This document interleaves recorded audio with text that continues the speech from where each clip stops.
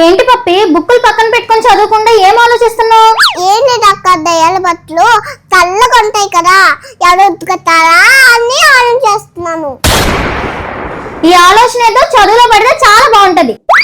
మీ అమ్మ నిన్నే కాల్ చేసింది, నీకు ఎగ్జామ్స్ లో 0 మార్క్స్ వస్తున్నాయని. ఇప్పుడు నువ్వు బుక్ తీసి తిన్నగా చదువుకోవాలి. ఈసారి గానీ మార్క్స్ తక్కువ వచ్చాయంటే మీ మమ్మీ డాడీకి చెప్పి స్కూల్ మాన్పించేసి సంతలోని చేపల కొట్టు పెట్టిచ్చేస్తాను, బాగా అమ్ముకుందు గాని.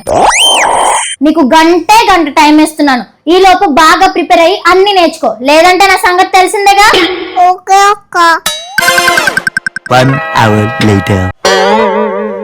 ఏం పప్పి, నేను చెప్పింది చేసావా లేదా? ప్రిపేర్ అయ్యావా?